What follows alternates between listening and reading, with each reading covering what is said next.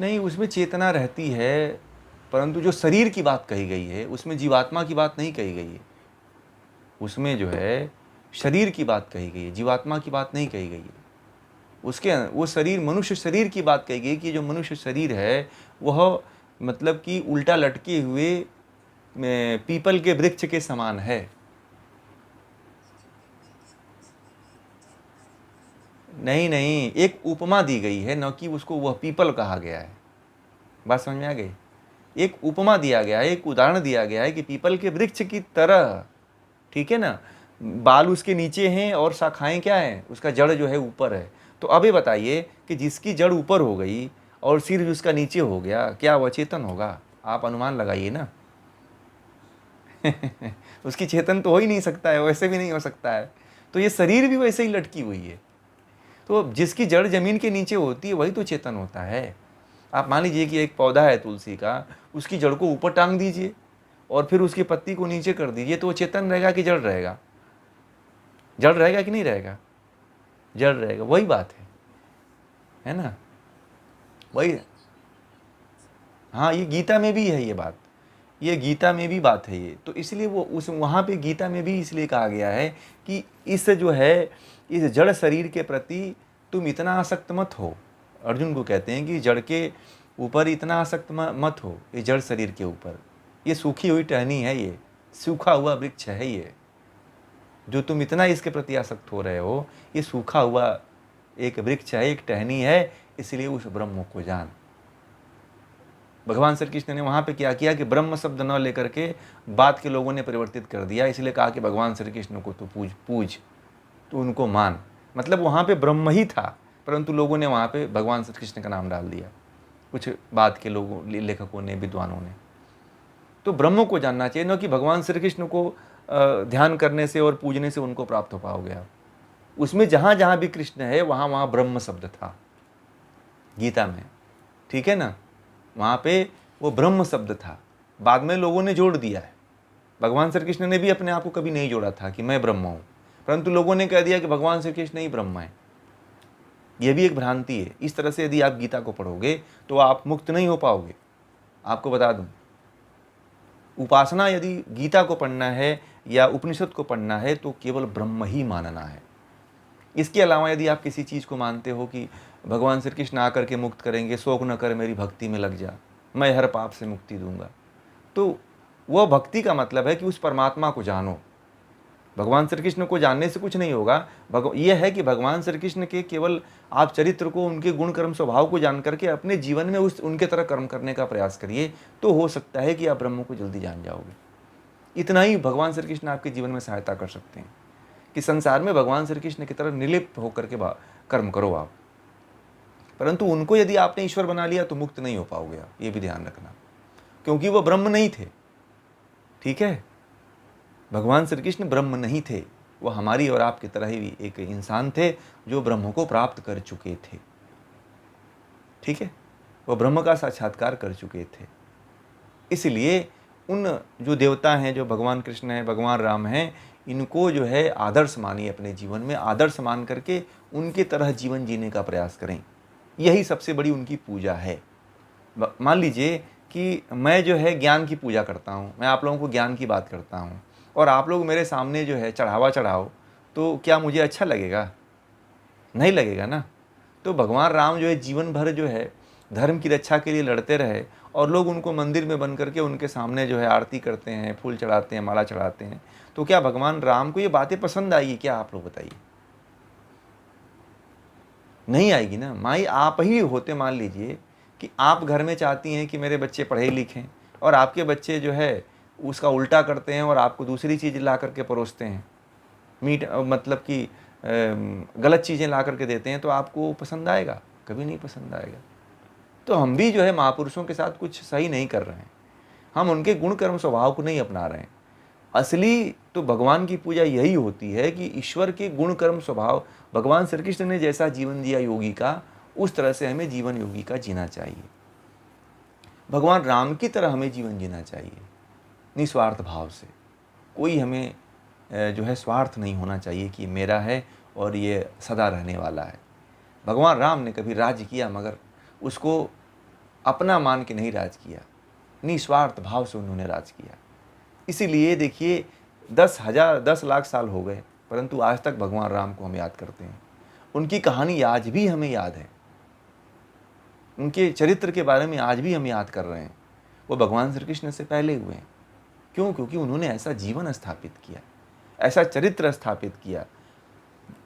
दशरथ के राम का शरीर तो पता नहीं कैसा होगा, कौन होगा, परंतु जो उन्होंने गुण कर्म स्वभाव स्थापित किया, चरित्र और व्यवहार स्थापित किया, उसको हम लोग याद करते हैं।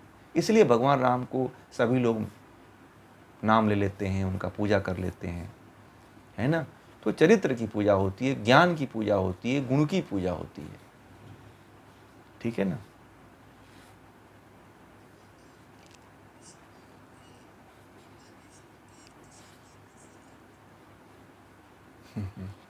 देखिए ये बातें जो है ना, अब आप लोग ये बातें पूछ लिए तो मैं बताऊं आपको कि कोई भी जीवात्मा पृथ्वी पे नहीं आना चाहती है, ना ही कोई अवतार लेती है। जैसे कोई मुक्त हो गया, मान लीजिए आपको मुक्ति मिल गई, तो क्या मुक्ति के टाइम में आकर के यहाँ पे जन्म लोगे आप? बताओ, आनंद को कौन छोड़ना चाहता है भाई, हैं? तो भगवान विष्णु तो मुक्त आत्माएं थे ना, तो वह क्यों जन्म लेने आएंगे? आप हमें बताइए। प्रमाण के रूप में मैं आपसे एक तर्क देता हूँ कि मान लीजिए आप ही मुक्त हो गए और फिर मैं कहूँ कि आप ऐसा है कि अश्विनी जी आप जो है फिर एक बार चले जाइए, तो कहेंगे कि अरे मैं इतना मेहनत करके मुक्त हुआ और मुझे भेज रहे हैं आप, तो जाएंगे आप? कभी नहीं जाएंगे भाई। कहेगा कौन नरक में जाए भाई? नरक में यानी कि काली की कहते हैं ना कबीरदास जी कि काजल की कोठरी में अगर व्यक्ति प्रवेश करे तो काजल तो लगता ही है। लगता है कि नहीं लगता है? यदि आप इस संसार में पृथ्वी लोक में यदि आप आए तो पाप तो होगा ही होगा। इसलिए कोई मुक्त आत्मा जो है पृथ्वी पे जन्म नहीं लेती है, इस भ्रम को छोड़ दीजिएगा। हाँ, कोई आत्मा यहाँ जो जन्म लेती है वो मुक्त होकर के कर्म करती है, ठीक है। जैसे भगवान श्री कृष्ण ने मुक्त होकर के मानव जाति के लिए कर्म किया। भगवान राम जो है मुक्त होकर के मानव जाति के लिए कर्म किया, तो वह जन्म होता है। बल्कि हैं, मतलब समाधि को प्राप्त करके, ये लोग समाधिस्थ व्यक्ति थे। भगवान श्री कृष्ण, भगवान राम और जो हमारे ब्रह्मा, विष्णु, महेश, भगवान शिव, ये सब मुक्त आत्मा थे। ये लोग भगवान को जल्दी ही प्राप्त कर लिए थे। माँ दुर्गा, माँ सरस्वती, ये लोग भगवान को बहुत कम समय में योग के द्वारा प्राप्त कर लिए थे। और इसलिए इन्होंने मानव मात्र का कल्याण करने का सोचा, क्योंकि वह इनका जीवन यहीं थे। तो बोले कि चलो हम तो मुक्त हो ही चुके हैं, अब क्यों ना हम जो मनुष्य लोग हैं उनकी भी मुक्ति के लिए बारे में थोड़ा सा प्रयास कर लें। नहीं तो कोई मुक्त होने के बाद पुनः उसको शरीर परमात्मा थोड़ी देता है, और चाहे कोई आने की कोशिश भी नहीं करता है।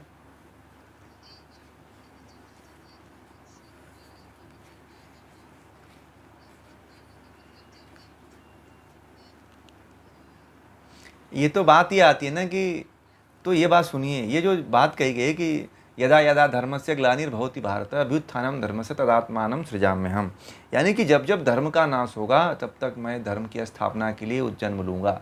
तो ये बात है कि वह जन्म थोड़ी लेंगे, वो जो है ब्रह्म है, सुनिए वह ब्रह्म है।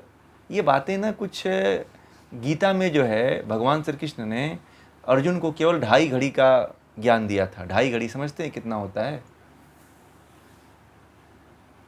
और मूल गीता आप लोगों को नहीं पता है, मूल गीता कौन है? ये तो मिलावटी गीता आप लोग पढ़ते हो। आपको ये भी कुछ बातें इसमें सच नहीं है, उसका मैं अर्थ आप लोगों को जब गीता पढ़ाऊंगा तो उसकी इसीलिए तो मैं पढ़ाना चाहता हूँ गीता आप लोगों को, कि बहुत से आप लोग जो गीता पढ़ते हो ना, मैंने कई लोगों से कहा कि मैं आप लोगों को गीता पढ़ाऊंगा, तो बोले कि मैंने तो पढ़ रखा है, मैंने तो कोर्स कर रखा है उसका, परंतु गीता उन्होंने पढ़ा ही नहीं है।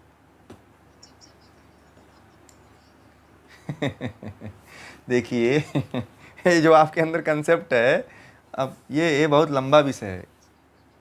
नहीं नहीं, देखिए कोई भी, वो कौन आएगा? वो ब्रह्म आएगा।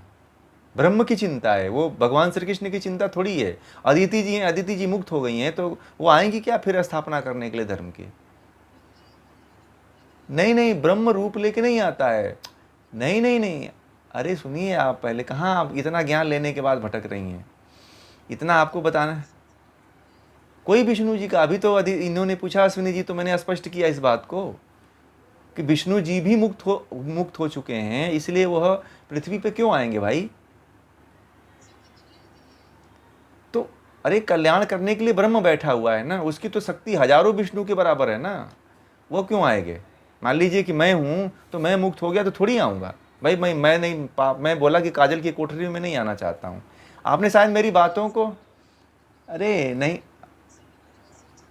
अरे आपने ये जो अभी मैंने बातें कहा, शायद मुझे उसको समझा नहीं आपने अच्छी तरह से।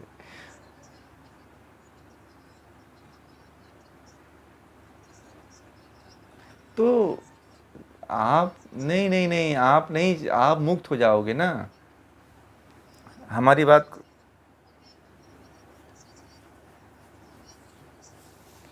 वो नहीं सोचते हैं ये बातें सब जो है, अभी आपको मैं बताऊं अभी मैं कह दूंगा तो आपको ये बातें थोड़ी सी बोलेगी कि ये कहाँ से बता दिए। ठीक है, ये बातें, हाँ नहीं, ये बातें आपने अच्छा किया, परंतु ये बातें मैं आपको समझाऊं अभी, ये पूरा थोड़ी सी अभी बहुत जानने की आवश्यकता आपको है। तो देखिए ये क्या होता है कि जो ब्रह्म होता है ना, वो ब्रह्म जो है किसी न किसी जीवात्मा के माध्यम से जो है धर्म की स्थापना करवाता है। जो श्रेष्ठ जीवात्माएं हैं उनको जो है उत्पन्न करता है, मतलब कि उनको जो है मुक्त, जो श्रेष्ठ आत्माएं हैं वह पहले मुक्त होती हैं और परमात्मा उनको प्रेरित करता है कि तुम जो है धर्म की स्थापना करो। ये कोई जरूरी नहीं है कि जो जीवात्मा मुक्त हो गई वो आती है। जो जीवात्मा जो मुक्त हो चुकी होती है वो कभी पृथ्वी पे नहीं आती है, भी ध्यान रखना। उसका जो है 36,000 वर्ष जो है, 36,000 बार जो है पृथ्वी जो प्रलय और उत्पत्ति होती है, उतने साल तक वह मुक्त अवस्था में रहती है, उसको कोई छेड़ता नहीं है, और ना ही वह पृथ्वी लोक में आती है, वो आनंद में डूबी रहती है वो। ठीक है, ना ही ब्रह्मा जी आते हैं ना ही विष्णु जी आते हैं। ब्रह्म में इतनी शक्ति है कि वह हजारों विष्णु पैदा कर सकता है, वह हजारों ब्रह्म पैदा कर सकता है, वह हजारों कृष्ण पैदा कर सकता है, हजारों राम पैदा कर सकता है। जब ब्रह्म की आपने शक्ति सुना कि जो है सूर्य का प्रकाश उसके सामने फीका पड़ जाता है, हैं? चंद्रमा का भी प्रकाश उसके आगे फीका पड़ जाता है, इतना महान है कि परमात्मा के बारे में कोई वर्णन ही नहीं कर सकता। इसी में पढ़ा कि नहीं पढ़ा आपने? ये बातें इसलिए तो आप लोगों को पढ़ा रहे हैं कि ब्रह्म क्या है, ब्रह्म की विशालता को आप समझो ना। जब आप ब्रह्म की विशालता को समझेंगे तो कोई भी व्यक्ति, जैसे मैं हूँ, आप ही योग करिए, आप ही को परमात्मा, आप यदि योग करके यदि मुक्त हो गए तो आपको ही परमात्मा जो है संसार के धर्म की स्थापना का कार्य सौंप देगा। और वैसे ही जब आप मुक्त हो गए तो धर्म की स्थापना कर ही दोगे आप। मुक्त आत्मा ही तो यहाँ पे, जैसे महात्मा बुद्ध है तो वो मुक्त हो गए तो धर्म की स्थापना किए कि नहीं किए? हैं? किए ना। अब बहुत से जैसे कि रामकृष्ण परमहंस थे, तो वो जो है जब मुक्त हो गए थे, जब वो मुक्त हो गए थे तो उन्होंने भी अपने माध्यम से और अपने शिष्यों के माध्यम से एक नई परंपरा चलाई कि नहीं चलाई? ज्ञान की चलाई ना। तो वो तो जो मुक्त हो जाता है उसके द्वारा स्वयं धर्म की स्थापना हो जाती है, कोई करता थोड़ी है। तो कोई आत्मा नहीं आती है जो मुक्त हो चुकी आत्मा होती है, जो मोक्ष को प्राप्त कर चुकी आत्मा है, वह कभी जन्म नहीं लेती है और इस पृथ्वी लोक पे आती ही नहीं है। मृत्यु लोक में कोई जन्म लेना आना ही नहीं चाहता है, ये तो सबसे निकृष्ट लोक है। ठीक है, आप उस ऊंचाई को समझिए जिस ऊंचाई को मैं समझाना चाहता हूँ। ये जो जन्म की बातें, मैं ऐसा नहीं, मैं उसका डायरेक्ट जो मैं कभी उसको नहीं कहूँगा, जो आपको मैं प्रत्यक्ष का ज्ञान दिलाऊंगा कि आप प्रत्यक्ष से समझें कि वास्तविकता क्या है। हमारे साथ बड़ा, हमारे जो संस्कृति है, हमारे लोगों के साथ बड़ा छलावा किया गया है, वास्तविकता से बड़ा दूर रखा गया है लोगों को। ठीक है, हाँ, जो उनके लिए है, जो अज्ञानी लोग हैं वो माने कि ब्रह्मा विष्णु महेश, भगवान श्री कृष्ण का ये जन्म हुआ तो विष्णु का जन्म हुआ। वो लोगों के लिए है जो इस उपनिषद को नहीं पढ़ते हैं, जो उपनिषद को नहीं जानते हैं, जो ब्रह्म के ज्ञान को नहीं जानते हैं। जो ब्रह्म के ज्ञान को जानते हैं उनके लिए चीज़ नहीं है, उनके लिए तो सीधे ब्रह्म है। ठीक है, और जो भगवान श्री कृष्ण हैं वह मुक्त हो चुके हैं और वो कभी पृथ्वी लोक पे नहीं आएंगे। हाँ, अब जो कोई तप के द्वारा कोई योगी हुआ होगा, वह उसका कर्म अच्छा रहा होगा, वो भगवान की उपासना करता हो, तप करता हो, तो वह व्यक्ति जीवन जीते हुए ही मुक्त हो जाएगा और मुक्त होकर के फिर संसार का कल्याण करेगा। और संसार का कल्याण वही व्यक्ति कर सकता है जो मुक्त हो चुका होता है। भगवान राम की तरह, भगवान श्री कृष्ण की तरह, ऋषियों की तरह, जो ब्रह्मा विष्णु जो ब्रह्म ऋषि, वशिष्ठ ऋषि, विश्वामित्र, ये सब मुक्त ऋषि थे। अगस्त्य ऋषि, ये सब सारे ऋषि जितने हमारे देश में हुए हैं वो सभी ऋषि मुक्त थे, और वह लोग कल्याण कर सकते हैं। हमारे और आपकी बात बस की बात नहीं है, ठीक है ना। जब तक हम मुक्त नहीं होंगे तब तक नहीं होगा।